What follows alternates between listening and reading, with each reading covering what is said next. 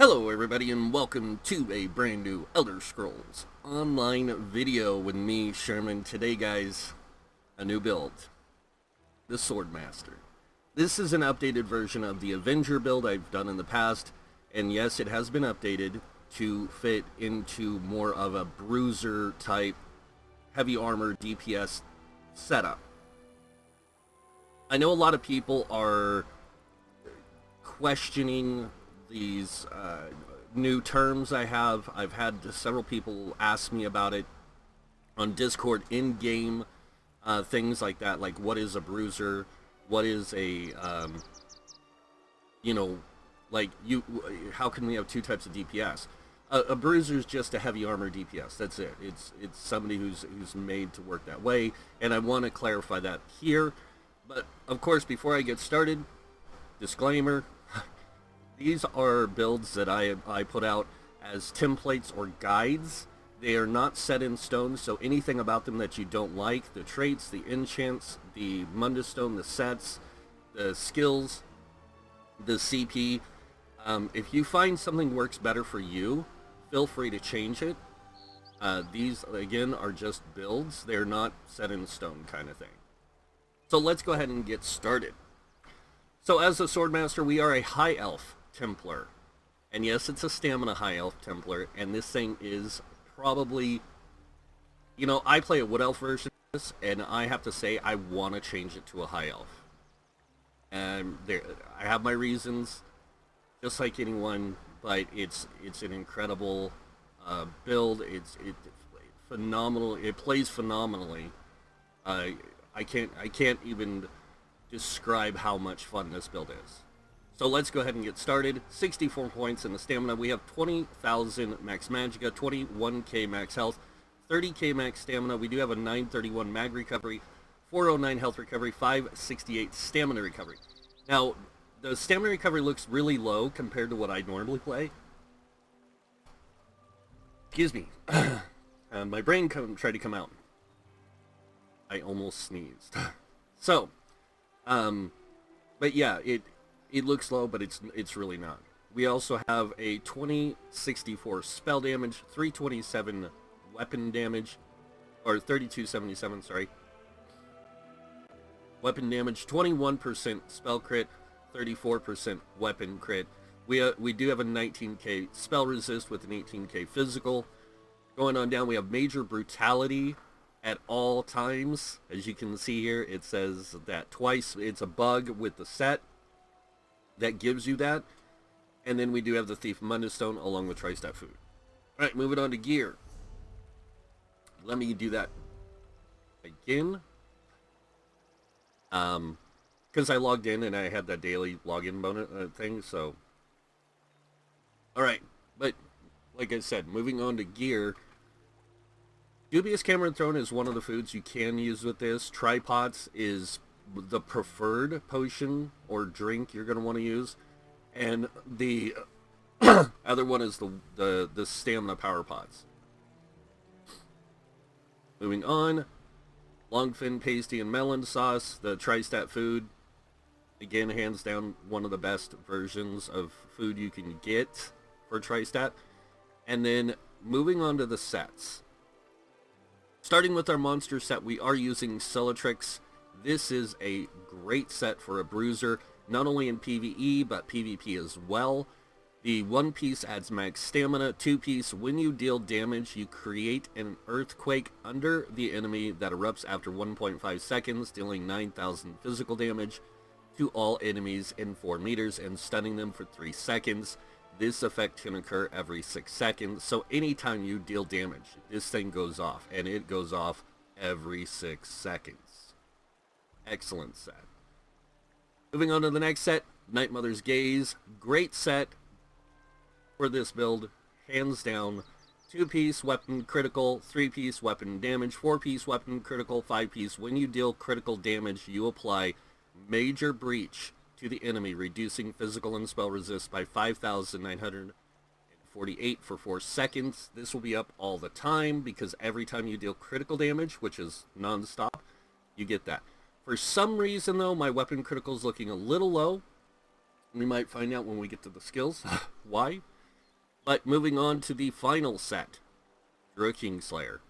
A lot of people wouldn't expect me to switch to this set, but I did, and it's great for it. So, 2 and 3 piece, weapon damage, 4 piece, weapon critical, 5 piece, gain major brutality at all times, increasing your weapon damage by 20%. When you kill an enemy, you gain major expedition for 8 seconds, increasing your movement speed by 30%. The thing that makes this set super good for this is we get that excuse me, we get that 5-piece bonus that not only does it give us major brutality, but anytime we kill an enemy, you gain major expedition. So you're going to be able to stay in really good movement when you're fighting trash, when you're fighting bosses with ads, and it allows you not to waste a lot of resources on dodge rolling or blocking. You can just move, like you move fast. So really good for that. Alright, traits and enchants. So starting with the monster set, we are running a medium helm with a tri-stat and invigorating. The tri-stats on the build I use on all the big pieces, the helm, the chest, and the legs. It really gives you a good balance of health, magic, and stamina with no matter what you're playing. So that's a really important factor. The invigorating, for me, helps with the recovery of magic, stamina, or health. And depending on what race you're playing, like if you're playing a wood elf instead of a high elf, you're going to have a high mag recovery with a high stam recovery. So that really plays well with it. The Bretons also get that higher mag recovery, so that plays into that as well. It really just varies. Khajiit is really good too. Then going on to the chest, we are using a reinforced chest. This is going to give you the highest amount of armor out of all your pieces. So 3215 armor, that applies to both spell and physical resist. And that's where you really want that high resistance, is on that heavy chest piece. Now moving on to the smaller pieces, or the legs, sorry. Again, tri-stats, invigorating. Now moving on to the smaller pieces, we are using 4 divines with max stamina. And this just gives you a really good amount of max stam, but it also increases the effectiveness of your Mundus Stone.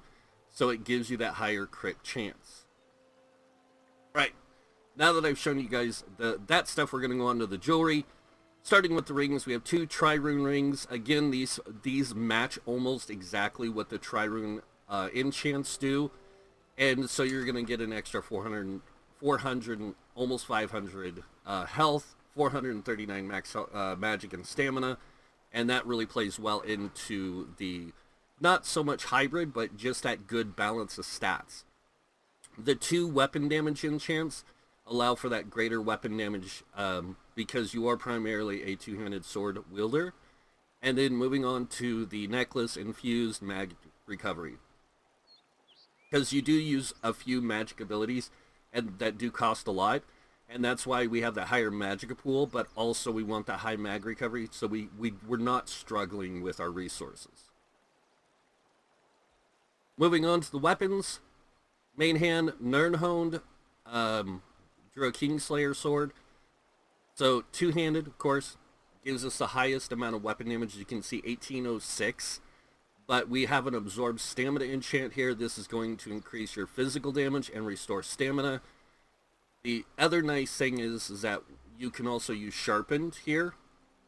Or if you really want to go crazy, you can go infused, and that's going to give you more resources back quicker. But I prefer Nirnhoned myself because the higher weapon damage, it just makes clearing things faster. Moving on to the bow, we are using the Druid Kingslayer bow, infused, weapon, and spell damage enchant. Now you can use a Maelstrom bow with this build on the back bar if you want to, but you do lose that major brutality and that little bit of weapon crit. But it's fine, because when you do swap bars, that little bit of weapon crit isn't too much. Alright, moving on to skills. And I knew I messed up somewhere. So, give me a sec, guys, to just minor fix here.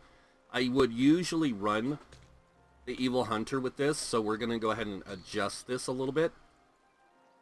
Because we don't need a lot of the skills here that we have. I mean, we don't need Wrecking Blow because we already have a spammable. But we do want this damage shield from the Brawler. And that means on the back bar I need to adjust some things as well. So, don't need Repentance. It's a good skill, don't get me wrong. Great skill. But we want that Fighter's Guild. We want that high crit. And I knew I was missing something somewhere. So our crit actually is 46% all the time. But if you are using the potions, the power pots, you don't need Evil Hunter. You can actually swap it back to what you saw originally. But let's go ahead and go over the skills, starting with first skill, Brawler. Great damage skill, hits multiple targets. It's an AoE. And the nice thing about doing that, the AoE damage, is you can hit multiple targets. So it's like, it's a nice cleaving damage, and it gives you a better chance of getting a crit. The next part is that it also gives you a damage shield for 5k, and then the shield grows in strength by 50% for each enemy hit up to 300, so you can actually get up to like a 24k shield. The next skill we have is Biting Jabs. This is our primary spammable. You're going to be using this a lot. So the spear deals damage up front. It deals damage with each consecutive hit. Each hit reduces the movement speed of the enemy by 40% for 1 second. Activating this ability grants major savagery, increasing your weapon critical. So this is a good way to keep that weapon critical up. But you're only going to get it for 8 seconds, so... excuse me. Even though you're spamming this, it doesn't give you enough time to swap bars and do... It does, but it doesn't. So you would have to start with this, and that makes it really hard to do when you're in a fight and you're using a bow on the back bar. Next ability is Reverse Slice. This is an excellent AoE execute. So this one, you spin around and strike the enemy down, dealing X amount of damage. Deals up to 300% more damage to enemies with less than 50% health. Other enemies nearby take 78% of the damage inflicted to the primary target. So you're still dealing like almost all the damage you normally would. You're dealing at least a third of that damage. So, excuse me. Next up we have Rally. Now, Rally is a really good skill. A lot of people don't realize how good this skill is, but we're not using it for what one of the things is, the Major Brutality. We're using it for the Minor Endurance, which increases your stam recovery by 20% for 20 seconds, and the Heal. So you heal for X amount of health when Rally ends, and the final heal is increased by 15% every second, up to 300%. So you can see the heal right now is at 4,000 roughly. If you let it run its full course, it's like a 15k heal. And you have 20k health. So that's like more than at 3/4 of your health. So again, really good. Next up, oh, that's what I meant to say here, 3/4 of it. So Evil Hunter, it's a good ability. I like this for PvE and PvP because in PvE, being a bruiser, you're up front fighting with the tank. And a lot of times the tank will have aggro of adds that do use invisibility. So you have this ability to make them visible. On top of that, it also reduces the cost, or increases the damage of your stamina costing Fighter's Guild abilities by 25%. We use Dawnbreaker. This is increased by that 25%. And then we also get that Major Savagery at all times, increasing our weapon critical. Last but not least, our primary spammable, our primary ultimate that we're going to use all the time, or most of the time. This deals high damage up front, high damage over 6 seconds, and then after activating your weapon damage is increased by 300 for 20 seconds. So, moving on to the back bar, first ability is Venom Arrow. Great ability, deals damage up front, deals damage over 10 seconds, and then it also can interrupt set enemies off balance and stun them for 3 seconds. Then we have our Arrow Barrage, another great AoE. This is how we're going to keep our weapon damage in enchant applied. And it deals physical damage every second for 8 seconds after a 2-second delay. Then we have our Area of Effect AoE, Ritual of Retribution. This deals magic damage to multiple enemies in an AoE. Any enemy in the area is going to, in a 12-meter radius around you, is going to take damage. Not only that, but when you activate it, it cleanses you of 2 harmful effects, and it is also a synergy. Now, the other nice thing is that the damage of this does increase by 5% each tick. So it deals damage every 2 seconds. So every 2 seconds, you're getting a 5% increase in damage. This thing gets up to about 6k damage on the final tick. Allies in the area, of course, can activate the synergy, cleansing all harmful effects and healing themselves. And the ability does scale off your highest offensive stat, which is your stamina and weapon damage. Next ability we have is Restoring Focus. This gives you major resolve, increasing physical spell resist by 5,948. It also gives you 240 stamina every second. And standing within the ruins area increases your spell and physical resist by 50%. So I just want to show you what this looks like. So when you put this down, this is what your resistances really look like. You have tank resistances, but you have high stamina, that high weapon damage. You're dealing a lot of damage. It's crazy. Plus you're getting all that stamina back. You're doing all this stuff. And there's something about the high health that's going to make sense when we get to it, when we get back to the passives. Of course, we have our Evil Hunter again for the, not necessarily the weapon damage, but the major savagery. And then last but not least, the other ultimate that is really good to use, Solar Disturbance. Now, this deals magic damage every second for 10 seconds to enemies in the area. It also applies Major Maim, reducing the damage the enemy does by 10. And Maim will persist if the enemies leave the Nova area, which is an 8-meter radius. An ally can near the fragment can activate the Supernova Synergy, dealing 7,807 magic damage to all enemies in the area and stunning them for 2.5 seconds. So it's got a synergy effect, which is great. So you got 2 synergies here. Really good for that.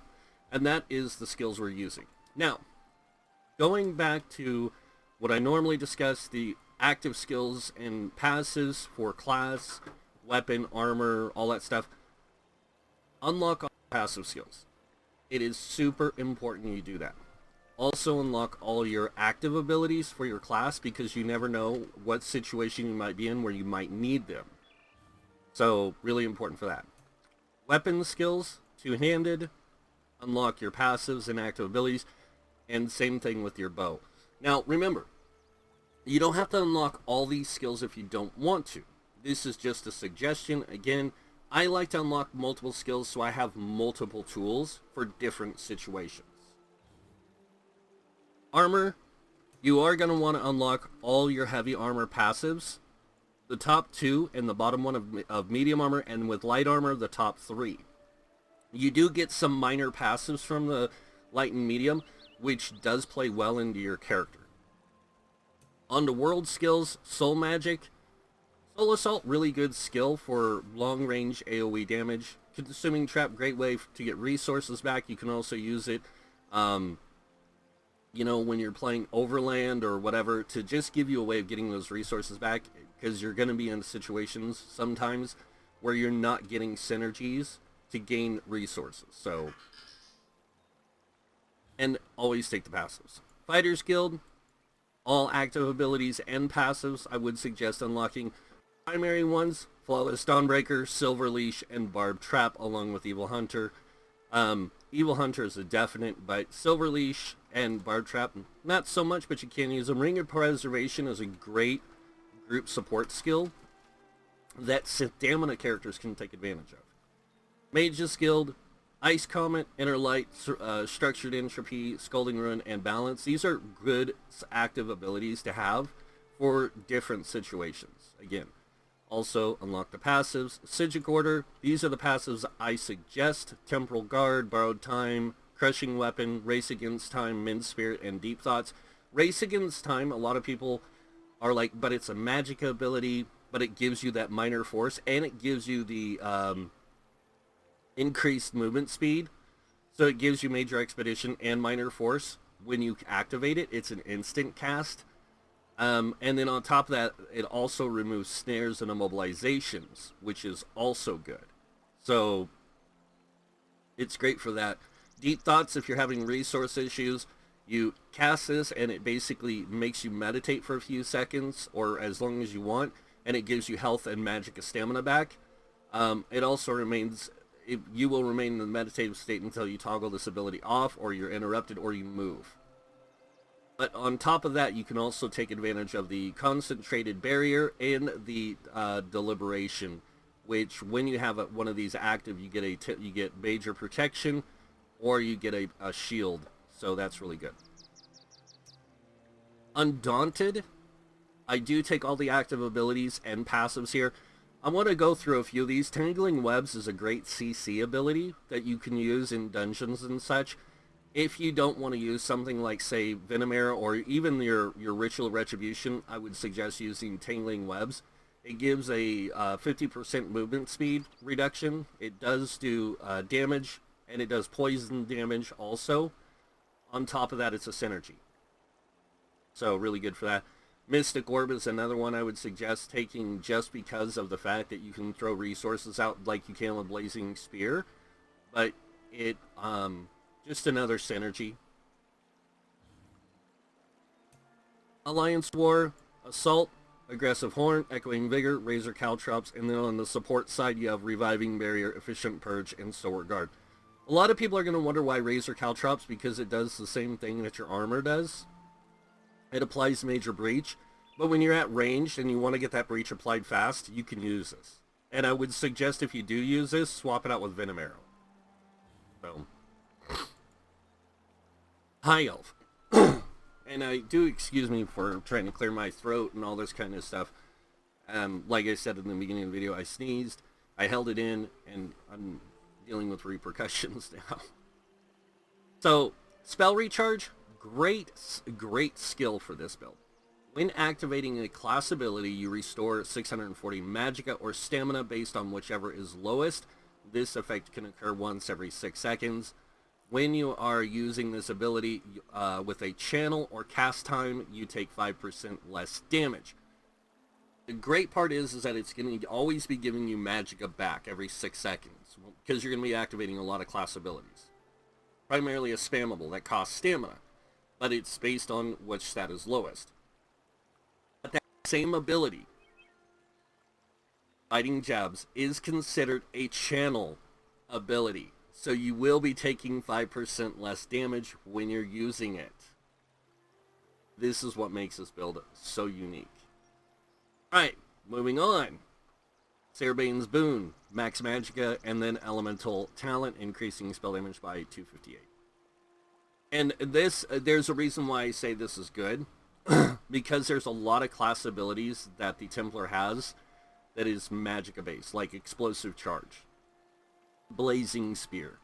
Dawn's Wraith has the Reflective Light, Solar Barrage, Living Dark, and Radiant Glory. All of these require magic damage, and as you can see, they deal a decent amount of damage because of the fact that you have that extra 258 spell damage. But you're also going to be increasing your spell damage roughly above 3k. So, and then, of course, the Alchemy, medicinal use. When using potions, resulting effects last 30% longer. That makes your potions last almost the duration of their time. Some of them, on some people, it seems to last perfectly up to the 45% or 45 seconds. Some other people, it seems like 43. I say that because I've seen it happen where I'll have, like, one of my characters have a 43 second on the potion, or 45 second cooldown on the potion, and other ones that have 43, and it's like, huh? Or on their timer. So, of Gourmand Connoisseur, great for increasing the length of time your foods last or your drinks last, like if you're using Dubious Camera Throne or the Arteum takeaway, whatever it is, you know, like the things that give you the higher recovery food, max health stamina or max health magicka, and then the recoveries. This is great for that, but when you're using like tri-stat food like I do, this gives you an extra 20 minutes. Alright, now moving on to CP, starting with the red tree. We have 58. Nope, gotta fix that. Hold on, again, you know, we make mistakes. But I didn't expect to make this many. So you want 56, and I would suggest putting the last two into this here. So, right, gonna go ahead and clarify that. So 56 in the Ironclad, this reduces damage taken from direct damage attacks by 20%. 8 in the Spell Shield, this increases your spell resistance by 11. Moving on over here, we have 31 into Thick Skin, this reduces damage taken from damage over time effects by 13%. 43 into Hardy, this increases physical disease, poison, or reduces physical poison disease damage by 10%. Elemental Defender reduces 43 points, reducing Flame, Frost, Shock, and magic damage by 10%. And then, of course, moving on over here, we have 40 points into Bastion. This increases the effectiveness of damage shields by 16%. 19 into Quick Recovery, increasing healing received by 5%. And then 30 into Heavy Armor Focus. This increases your physical resistance by 2692 while wearing 5 pieces or more of heavy armor. I also want to point this out. The Templar does get a passive ability called Balanced Warrior, which gives you 2640 spell resist, but you also get that one light armor passive Spell Warding, which gives you another 363 spell resist. So what we're doing is we're using one thing to calculate in like an effective balance between the two, and that's why we put the 30 points in here. Moving on now, we have 40 in the Warlord. This increases or reduces your break free cost by 16%. We have 16 in the Sprinter, reducing sprint cost by 10%. And then 16 into Bashing Focus, which reduces your bashing cost by 15%. Or 10%, sorry. Moving on, 43 in Arcanus. This increases your mag recovery by 10%. And then we have 75 in the Tenacity. This increases the return of your magicka or stamina your fully charged heavy attacks give you by 14%. This goes along well with the heavy armor return of 25% and then the base of 30% that you get. We do have 40% in the Tumbling, or 40 points in the Tumbling. This reduces your dodge roll cost by 16%. And then 40 in the Shadow Reward, reducing your block cost by 16% as well. Moving on, we have 43 in the Blessed, increasing healing done by 10%, and then over here we have 35 in the Physical Weapon Expert. This reduces the damage you take, or increases the damage you deal with light and heavy attacks with your two-handed and bow by 20%. Then 40 in the Master at Arms, increasing your damage done with direct damage attacks by 16%. And moving on over here, we have 56 in the Mighty, increasing your physical poison disease damage done by 12%. 56 in the Precise Strikes, increasing critical damage and critical healing with stamina abilities by 20%, and 40 in the Thaumaturge, increasing your damage done with damage over time effects. The nice thing about Precise Strikes is this also applies to Rally, so when you use Rally, you do get, if you crit heal with it, it's a much bigger heal. Alright, now that I've shown you guys all that stuff, I'm pretty sure you guys would like to see what this build looks like in action, so what we're going to do is we're going to take this into a dungeon. And this is just to kind of give you a representation of how things work in dungeons, you know, like how this build would work in fighting, you know, mobs, and not just mobs in dungeons, but it also, you can use it as a representation of overland, because dungeon mobs actually have greater resistance than overland mobs, and they're still, you know, physically more damage dealing. They deal more damage to you. So this gives you a good representation of how well this build can work. Now, the other thing I want to mention while I'm going in here is the Swordmaster is actually based on the Swordmaster from Warhammer Online. Another copy. Somebody said, "Oh, you're just copying builds from other teams." Yeah, I am. You're right.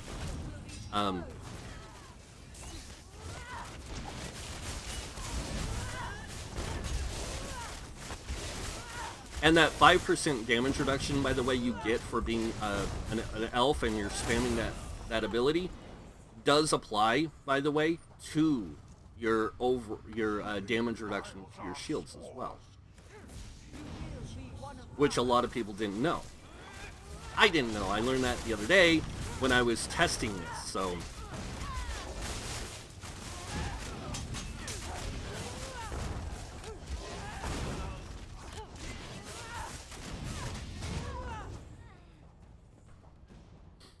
Alright, there we go. And you can see I do go through quite a bit of stamina, but I'm not heavy attacking as much as I normally would with this build. So there's the big bad right there. Everyone talks about how tough this boss can be in a group setting, and they're right, it can be. If you don't know the mechanics of this boss encounter and staying out of that green blah, it can really mess you up. I'm going to show you a heavy attack just so you can see the resource return, like a few heavy attacks and you're going to be, you know, in a good place. Go ahead and rally again. There's my rally just to show you. Another thing is that whenever I put down my this buff or this, I actually get an increased heal of 8%. So I can keep up healing really well with this build. And that healing does apply to potions as well. Oops, wrong side. Alright, I'm going to go ahead and let him kill me so we can finish that. As you see, I got him down to 78% health. I can solo this dungeon with this build. I will tell you that now. It's not that hard. It works really good on normal, and it's really good for Maelstrom Arena as well. This build, it works really good on it. Normal, veteran, or hard mode. The new arena, this build is really good for because it has that higher survivability with the resistances and all the damage mitigation it gets. But I would suggest if you are doing those, maybe put Vigor instead of Rally. Since you don't really need the major brutality, Rally is a great heal. Or not Rally, Echoing Vigor is a great heal. So you can actually use it, and it's an AoE, so you can heal yourself and your allies. So it's a really good one to use instead if you want to. But that's pretty much it for the Swordmaster, guys. Again, one of my favorite builds I play on live. I don't have Druid Kingslayer, though, on live. I'm working on getting it right now. I'm actually solo running the dungeon to get it. Or working on getting it. So I have it for my main character. I love this setup. It works amazingly well. So, but that's pretty much it for the build, guys. I hope you guys liked it. If you did, you guys know what's coming next. Go ahead and hit that like button. If you guys want to see more videos by me, you can subscribe. And when you do subscribe, I do suggest you hit the notification bell. That way you're notified when I post new videos. And it helps both of us, you know, with my channel growth. And not only that, but again, like, it helps you see the videos. Other than that, I want to thank you all for watching. Until next time, have a wonderful day. And this guy might